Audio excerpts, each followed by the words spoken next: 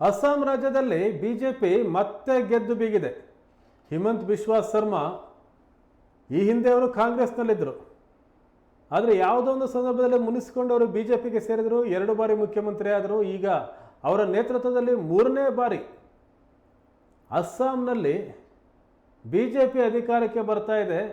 ಅಲ್ಲಿ ಇರ್ತಕ್ಕಂಥ magic number 64, 126 ಕ್ಷೇತ್ರಗಳಲ್ಲಿದೆ. 100ಕ್ಕೂ ಹೆಚ್ಚು ಸ್ಥಾನಗಳಲ್ಲಿ ಗೆಲುವು ಮತ್ತು ಲೀಡ್ನಲ್ಲಿದೆ ಬಿಜೆಪಿ. 101 ಸ್ಥಾನಗಳಲ್ಲಿ ಕಾಂಗ್ರೆಸ್ ತರುಣ್ ಗೊಗೊಯ್ ಅವರ ನೇತೃತ್ವದಲ್ಲಿ ಅತ್ಯಂತ ಹೀನಾಯ ಪ್ರದರ್ಶನವನ್ನು ಮಾಡಿದೆ. 23 ಸ್ಥಾನಗಳಲ್ಲಿ ಮಾತ್ರ ಲೀಡ್. AIUDF 2 ಸ್ಥಾನಗಳಲ್ಲಿ ಲೀಡಲ್ಲಿದೆ. ಭಾರತೀಯ ಜನತಾ ಪಕ್ಷ ಚುನಾವಣಾ ಆಯೋಗದ ವೆಬ್ಸೈಟ್ ಪ್ರಕಾರ ಈಗಾಗಲೇ 52 ಕ್ಷೇತ್ರಗಳಲ್ಲಿ ಅಧಿಕೃತವಾಗಿ ಗೆದ್ದಿದ್ದಾರೆ ಅಂತ ಘೋಷಣೆಯಾಗಿದೆ. ಕಾಂಗ್ರೆಸ್ 2 ಸ್ಥಾನಗಳಲ್ಲಿ ಗೆದ್ದಿದೆ ಮತ್ತು ಲೀಡಲ್ಲಿದೆ ಉಳಿದ ಸ್ಥಾನಗಳಲ್ಲಿ. ಅಸ್ಸಾಂ ಗಣ ಪರಿಷತ್ 10 ಸ್ಥಾನಗಳಲ್ಲಿ ಲೀಡಲ್ಲಿದೆ. ಆಲ್ ಇಂಡಿಯಾ ಯುನೈಟೆಡ್ ಡೆಮೊಕ್ರೆಟಿಕ್ ಫ್ರಂಟ್ 2 ಸ್ಥಾನಗಳಲ್ಲಿ ಒಂದು ಗೆಲುವು ಲೀಡ್ ಅಂತೇಳಿ ಚುನಾವಣಾ ಆಯೋಗ ಹೇಳ್ತಾ ಇದೆ. ಇನ್ನು ರಾಜಾರ್ದಳ್ RJRD 2 ಸ್ಥಾನಗಳಲ್ಲಿ ಲೀಡಲ್ಲಿದೆ. ಇನ್ನು ತೃಣಮೂಲ ಕಾಂಗ್ರೆಸ್ ಇಲ್ಲಿಯೂ ಸಹ ಸ್ಪರ್ಧೆ ಮಾಡುತ್ತೆ, ಒಂದು ಕ್ಷೇತ್ರದಲ್ಲಿ ಲೀಡಲ್ಲಿದೆ ಅಂತೇಳಿ ಚುನಾವಣಾ ಆಯೋಗ ಹೇಳ್ತಾ ಇದೆ.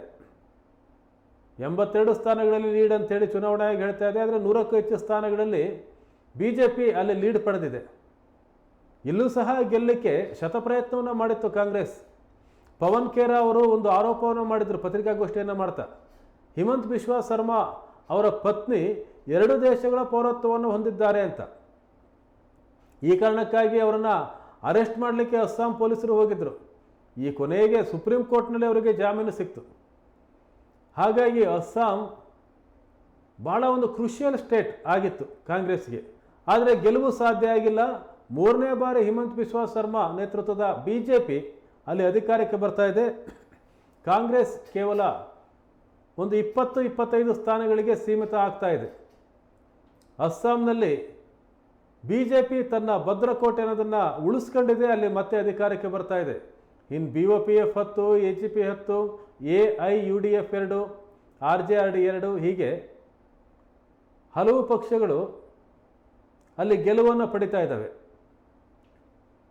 ಮ್ಯಾಜಿಕ್ ನಂಬರ್ 64 ದಾಟೋದು ಬಹಳ ಸುಲಭವಾಗಿಯೇ ಈ ಮ್ಯಾಜಿಕ್ ನಂಬರನ್ನು ದಾಟಿ ಮುಂದೆ ಹೋಗಿದೆ ಬಿಜೆಪಿ.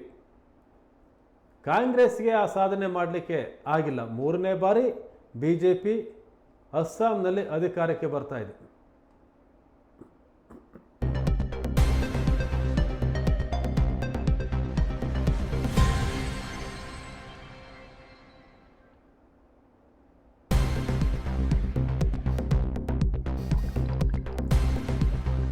ಬಿಜೆಪಿ ಇಲ್ಲಿ